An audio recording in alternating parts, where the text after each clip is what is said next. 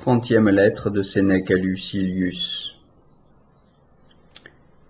Je viens de voir Bassus à Ovidius. Cet excellent homme, je l'ai trouvé cassé, luttant contre l'âge, mais la charge est trop lourde aujourd'hui pour être soulevée. La vieillesse pèse sur lui et l'accable de toutes parts. Tu sais qu'il a toujours été d'une complexion débile jusqu'à l'épuisement. Il s'est toujours gardé, radoubé, pour tout dire. Tout d'un coup, il a renoncé. Dans un navire, on aveugle bien une ou deux voies d'eau à la sentine, mais s'il se disloque et cède en de très nombreux endroits, s'il s'entr'ouvre, c'est une embarcation perdue.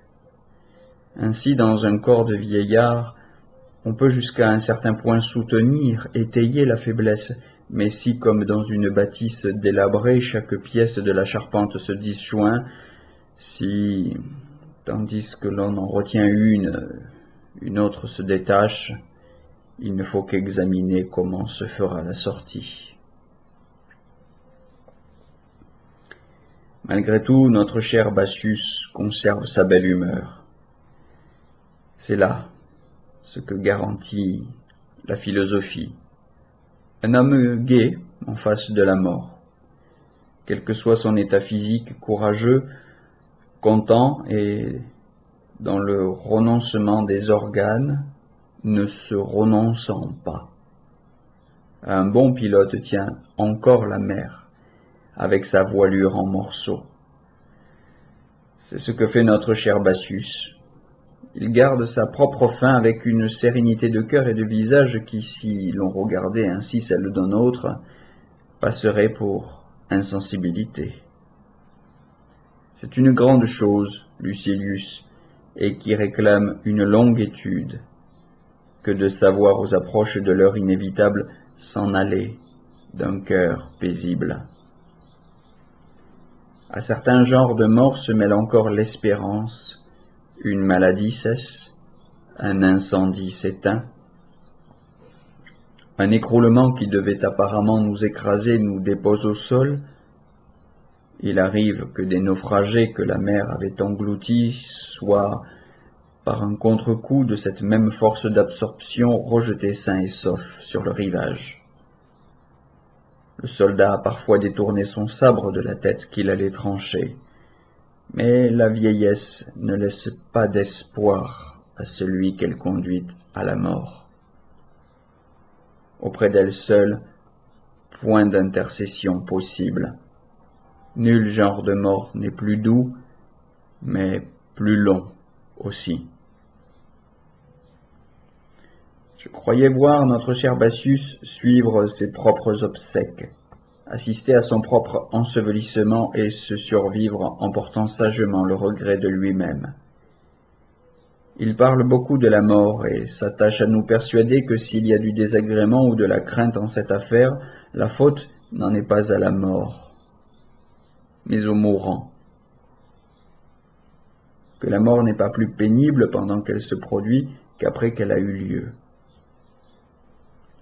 Redouter quelque chose qui n'existera pas pour nous est aussi absurde que de redouter un mal qu'on ne sentira pas. Comment pourrait-on s'imaginer que nous sentirons cette même mort qui nous rend insensibles? Par conséquent, concluait Bassus, la mort est tellement éloignée d'être un mal qu'elle exclut la crainte de tout mal. Ces vérités, je le sais, ont souvent été dites et se disent souvent encore. Mais je ne les ai point trouvées d'un pareil profit dans les livres ou dans les propos des philosophes proclamant le mépris d'un mal qu'ils n'étaient pas prêts d'avoir à craindre. J'ai accordé au contraire toute l'autorité possible à cet homme parlant de la mort, sa voisine. Je dirai toute ma pensée. Aux prises avec la mort, l'homme est, selon moi, plus résolu qu'aux approches de la mort. Présente, elle a inspiré aux êtres les plus simples le courage de ne pas chercher à éviter l'inévitable. Le gladiateur qui dans toute la durée du combat s'est montré le plus timide tend à l'adversaire sa gorge et y ajuste le glaive qui s'égare. Mais si la mort, sa venue étant de toute façon assurée, n'en est qu'aux approches, il faut de la ténacité dans le courage, disposition plus rare et dont le sage seul peut offrir la réalité. C'est pourquoi j'avais le plus grand plaisir à l'écouter prononcer en quelque sorte son arrêt sur la mort et nous expliquer sa nature comme s'il l'avait considérée de plus près. Tu accorderais, je suppose, plus de foi, plus de crédit à un ressuscité qui raconterait que la mort n'est nullement un mal et invoquerait son expérience. Mais l'approche de la mort et toutes les angoisses qu'elle apporte avec elle ne te seront jamais mieux représentées que par ceux qui se sont trouvés sur son passage, qui l'ont vu venir et l'ont accueilli. On a le droit de ranger Bassus dans ce groupe puisqu'il a voulu nous désabuser. Il est, dit-il, aussi déraisonnable de craindre la mort qu'il le serait de craindre la vieillesse. Comme la vieillesse succède à la maturité, ainsi la mort succède à la vieillesse. Refuser de mourir, c'est ne pas avoir accepté de vivre. Nous avons reçu la vie à charge de mourir. La mort est le terme où l'on va. En avoir peur est donc une folie. On attend l'événement certain. C'est l'accident douteux qu'on appréhende. Il y a dans la mort une nécessité égale pour tous et invincible. Qui peut se plaindre d'une obligation à laquelle personne n'échappe? L'égalité est la condition première de l'équité. Mais il serait superflu de plaider la cause de la nature qui n'a pas voulu pour nous d'autre loi que celle qui est la sienne.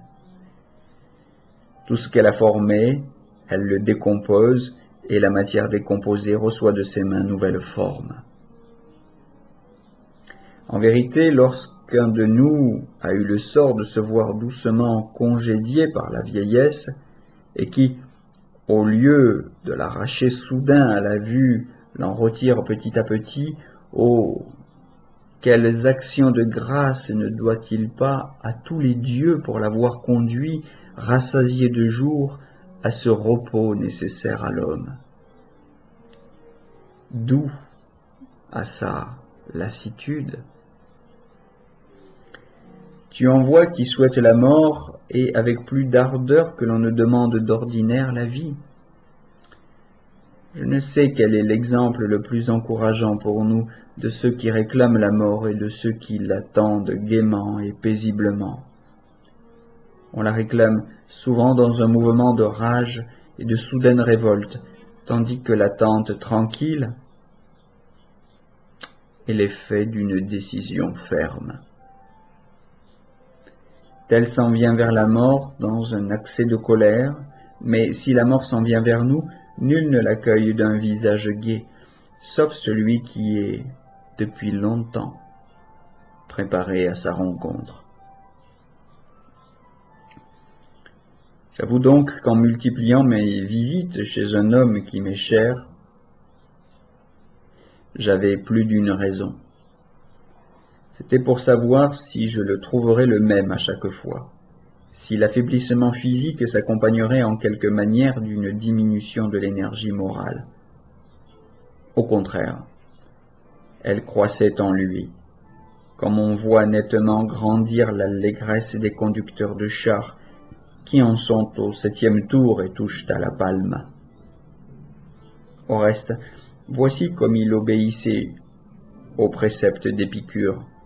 Il avait d'abord, disait-il, l'espoir que le dernier hoquet n'entraîne pas de souffrance. À supposer la souffrance, elle serait considérablement allégée par sa brièveté même, car la souffrance n'a pas de durée lorsqu'elle est forte. Au moment même de la séparation de l'âme et du corps, si elle n'allait pas sans tourment, il se représenterait qu'après cette souffrance, il ne devait jamais plus être en état de souffrir. D'autre part, il tenait pour certain que l'âme du vieillard est sur le bord de ses lèvres et qu'elle n'a pas beaucoup de peine à se dégager du corps. Le feu, lorsqu'il prend à des matériaux qui l'alimentent, ne peut être éteint que par l'eau et quelquefois par l'écroulement de ce qu'il dévore. Le feu qui n'a plus d'aliment tombe de lui-même. Mon cher Lucilius, j'écoute de tels propos avec plaisir. S'ils ne sont pas nouveaux pour moi, ils me mettent directement en contact avec la réalité. Et quoi? N'ai-je pas eu souvent le spectacle d'un homme se donnant la mort? Oui, j'en ai vu. Mais j'ai fait plus d'état de ceux qui vont vers la mort, sans haine de la vie, qui la laissent entrer, mais ne l'attirent pas à eux. Ces tourments qu'elle nous fait ressentir, il les déclarait notre ouvrage. Nous nous mettons à perdre la tête quand nous la croyons proche de nous. Eh, de qui n'est-elle pas proche, se tenant prête à paraître en tout lieu et à tout moment? Considérons, poursuivait-il, à l'instant où une certaine cause de mort paraît être pressante, combien sont plus proches de nous d'autres causes que nous ne redoutons pas. Un ennemi de guerre menaçait quelqu'un de la mort, une indigestion prévient l'acte homicide. Attachons-nous à voir clair dans les motifs de nos craintes. Nous découvrirons un écart entre ce qu'ils sont et ce qu'ils paraissent. Nous ne craignons pas la mort, mais bien l'idée de la mort. D'elle-même, en effet, nous sommes toujours également distants. Par conséquent, si la mort est à craindre, il faut la craindre sans cesse. Quelle portion de la durée échappe aux prises de la mort? Mais j'ai lieu d'appréhender que tu ne trouves plus odieuse que la mort des lettres aussi longue. Je finirai donc. Pour toi, cependant, pense à la mort toujours, pour ne la craindre jamais.